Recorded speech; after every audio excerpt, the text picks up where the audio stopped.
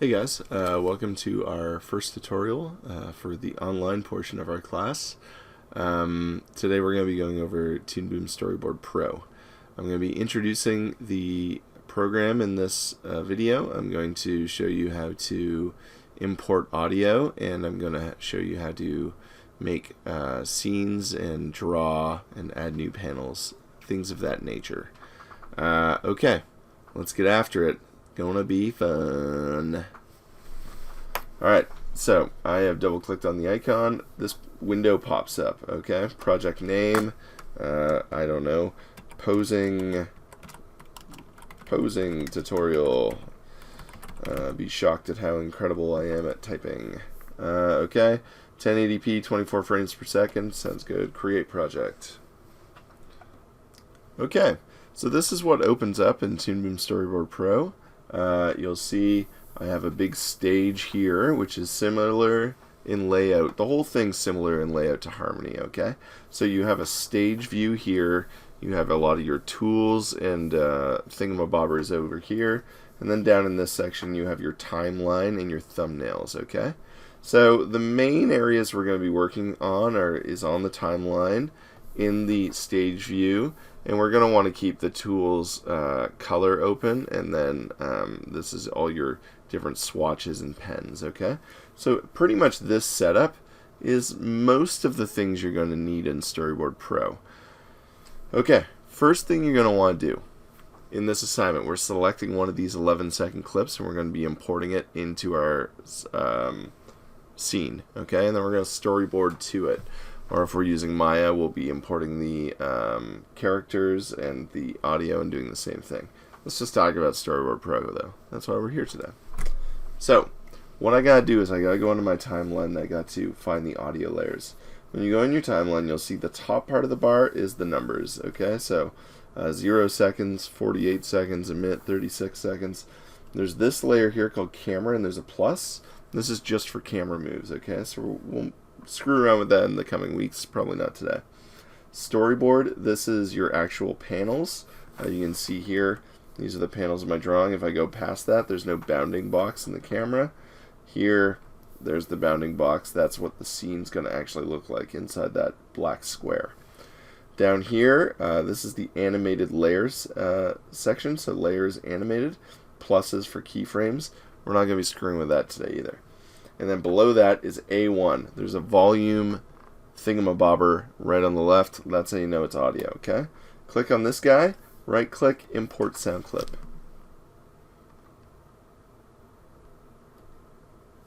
Okay? This window is going to pop up. You're going to search for your sound clip. Click on the folder. I'm just going to use a very short clip. It's called Wolf. My son recorded this while I was doing some boards for 9 Story the other day, and let's use it because it's right there. Okay, so what you want is new audio track, current audio track. So if I go new audio track, it's going to make another layer, so it would be A2. I'm going to go with current audio track, and current frame is fine for me. First frame in this case it would apply to, but let's just go with current frame. Overwrite existing sound clips. So if your audio is really long, it's going to overwrite whatever sound clips are in front of it. So generally you want fill next available frames. Try to make sure you have a clear area on your audio layer to put in a big clip. I will show you some industry storyboards over the next couple weeks, and you'll see I have multiple sound clips for every line of dialogue. In this case, we're just going to have the one clip, so this doesn't really apply as much, but that's just something to know. FYI, as they say. Okay, so the waveform has come in. I just want to, I'm zooming in on my timeline here by pressing 1 and 2, just like in Harmony. You can zoom in with 1 and 2, okay? So I use Storyboard Pro all the time, so a lot of my presets are here. What's going to happen when you guys use this is it's just going to look like a kind of like a teal blue bar, okay? You want to see the waveform. Let the waveform help you when you're timing. So right click on this bad boy and show waveform, okay? Okay. Now we can listen to it. Let's listen to my adorable child. Oh, I'm a werewolf. I'm gonna poop in my pants. So, roar, I'm a werewolf. I'm gonna poop in my pants. Pretty classic. So I'm gonna cut this audio down. It's pretty messy. I'm just gonna clean it up a little bit here. Oh, I'm a werewolf. I'm gonna poop in my pants. Okay, so now I have my audio inside there that I want to animate to, right?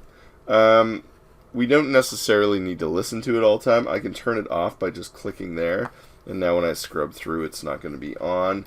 Conversely, I could also go up to this bad boy, which is the volume setting, and turn that off. Oh, it does still scrub. Oh, but when I press enter and play through, it doesn't. So there you go. That's probably also, I probably have audio scrubbing on. Yeah, so audio scrubbing is something you want on too. So right click audio scrubbing right there. Okay. So audio scrubbing, show waveform, those are good ones.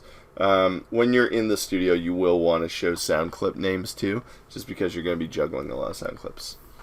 Okay. Let's get into drawing now, okay? So this is going to be scene 1. I'm just going to establish my scene here. I'm just going to rough out a super quick kind of thumbnail for what I'm thinking. When I'm thumbnailing, I like to thumbnail small. So what I've done here is in the window, see this bounding box?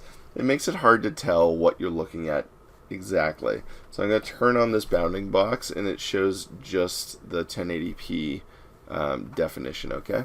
So I'm going to thumbnail a little scene here. I got a werewolf. He's got a poop in his pants. I want the werewolf to be prime in my framing.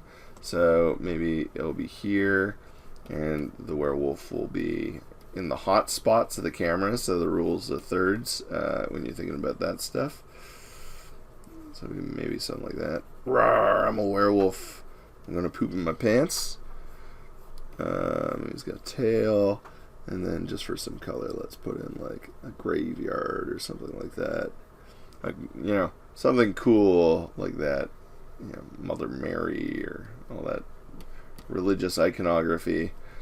And some fences and shit like that.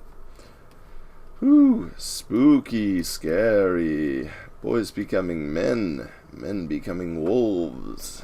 That's from 30 Rock, which is a pretty funny show. Okay, so there's my thumbnail. I think that's going to be the layout for my scene. Okay? Okay, I drew this beautiful thumbnail, but I forgot to tell you guys even how I'm drawing, so embarrassing, I know. So, I'm in the drawing layer, right? I can't draw with just anything. I need a brush, okay? So the brush is over here. You guys know what these tools look like from Photoshop and every other program on the planet. But I will just say you want to use the brush. Your brush thicknesses are over here. There's a bunch of presets in here. You can import your own as well, although I've actually never done that. It's nice to have a slightly bigger window. You can add brushes as well. And then, yeah, that's about it. In here, in the stage view, I have layers, okay? So I have A and BG, okay? So I'm drawing on layer A right now, and I'm making my thumbnail there. I'm going to drop the opacity of that to like 25%, and I'm going to continue to use my brush, but now I'm going to use black line, okay? So now I'm going to be drawing with this stuff here.